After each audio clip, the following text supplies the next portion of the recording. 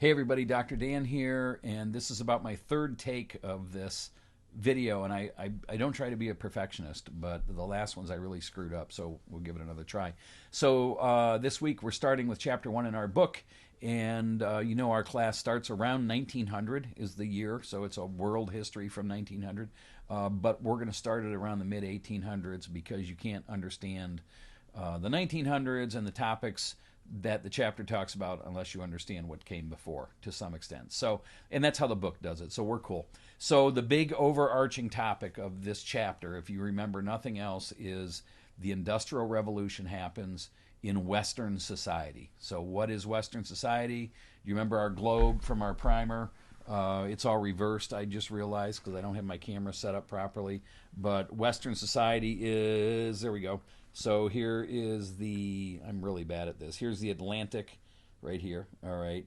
And here's the U.S. and Europe. So Western society are really those Atlantic, European, and U.S. societies in the 1900s that really industrialize. So the chapter's about the Industrial Revolution, but the Industrial Revolution starts in Britain or in England, all right, same thing, in the early 1700s. So that is the 18th century. So if there would happen to be like a quiz question that might say, hey, when and where did the Industrial Revolution start in the context of our reading, you're going to say, he said England or Britain, same thing, in the 1700s, so you probably should know that. And it truly is where it starts because England's the first one with a small railroad system. It's not a huge country, so they had access to water and some coal and some iron ore and developed a banking system early on. There's lots of reasons why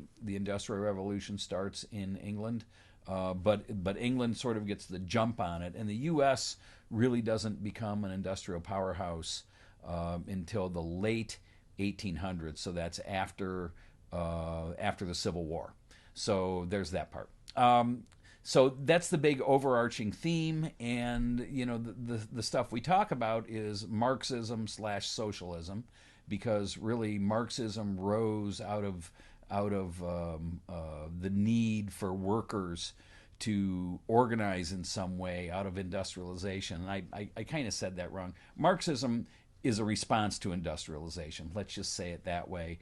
And you'll have a quiz question about that. But the point is, Karl Marx and Friedrich Engels were two intellectuals or philosophers that are writing in the mid-1800s, and Marx develops this scientific theory of history about the fact that the workers, and this is a brand new sort of factory workers, blue-collar workers, the workers are going to take everything over, and the rich guys are going to live like the rest of us, and it's going to be communal, and the world's going to be no one's going to own private property. So I'm describing communism. That's really what Marxism, he really, when he wrote the Communist Manifesto, that's what he was talking about. And there's a lot of historians out there still that are like, well, Marx's theory hasn't played itself out yet. So he still might be right. And his theory was that eventually the workers would take over and that society would be flat.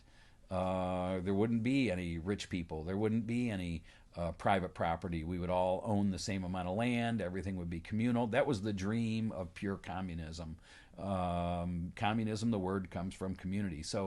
But the word has been corrupted because of the way it came about, and maybe we'll talk about that. Actually, we will, but not right now. And so, but read about Marxism and know that the idea of Marxism is a response, the thought is a response to industrialization. All of a sudden, working class isn't so good as the world industrializes, as this new blue-collar class comes and gains power, but is at the same time exploited by the factory workers, and Marx is all about that exploitation. So enough about Marx. The next big thing is, if it's an industrial revolution, that means that there's a shift away from agrarianism, which is farming. So make sure you're aware of that. And it's really not that farms are producing less, they're producing more, but they just need fewer people to do it because of mechanization. So keep that in mind for this chapter. And also, as you read through when we start this chapter, America is really not, the U.S. is not yet a dominant country, but is going to be here real soon. So read that, and let me just kind of go through really quick and talk to you about the quiz and what to expect. So I'll go through it with you. First of all, one of the things you're going to read about early on in the chapter is a word called liberalism, and you need to know what liberalism is and what it is for the purposes of our class and this quiz. It just means living as free from restraint as possible. All right. So liberalism is the way we live. We have laws and we have economic rules, but basically you can do whatever you want. That's what liberalism is. Free from restraint. So like liberty, all right, or rights, free from restraint, liberalism, that's what it is. And you should understand that because liberalism is really sort of part of capitalism and this industrial revolution where a new class of people are rich and a new class of people start to get powerful, and the old order, the old money kind of goes away. So liberalism's a big part of that. This idea that you can start a business, you can do whatever you want, sell your product, make a profit. That's a liberal economic environment. So liberalism, free from restraint. Then also the next thing you're going to be asked in the quiz will be the big question about when and where does the Industrial Revolution start? Well, I think I already answered that, so I won't do it again, but it's certainly Great Britain, and it's probably the 18th century, but it's not Spain, it's not China, so on and so forth. So you'll need to know that. You're going to have a weird question on the quiz about the Ottoman Empire. You don't have to study it and remember it and all that stuff. The question just has you click on a link and go read a short paragraph about the Ottoman Empire, and all you have to do is acknowledge that you read it by clicking true. So it's an automatic 10 points. The reason that's important is I do want you to go read that again. It would take like 3 minutes.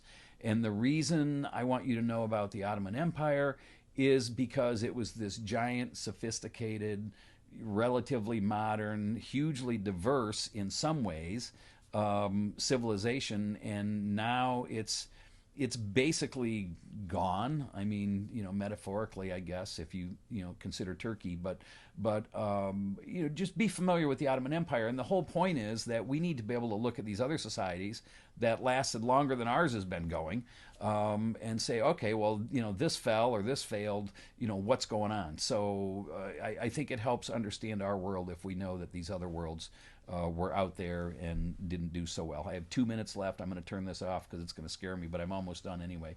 I'm turning the alarm off. All right. So Ottoman Empire, the next thing is, as you read through this, another really important part of the chapter are intellectual and cultural developments in the late 1800s, early 1900s. This is huge. And so like the biggies, Darwin's theory, all right, so 1800s, Freudian psychotherapy, in the late 1800s, Einstein's theory of relativity. I mean, those are like really big things. So make sure you know what those are. And again, not because knowing about Einstein is going to, make you do this or make you do that, but I just want you to try to understand all of the amazingly cool and consequential stuff that's going on in this time period. I mean, if you can say, okay, we feel great. It's like, oh, we have cell phones, the internet, we have Amazon, we have all this cool stuff. Yeah, that's all well and good. But think about the early 1900s.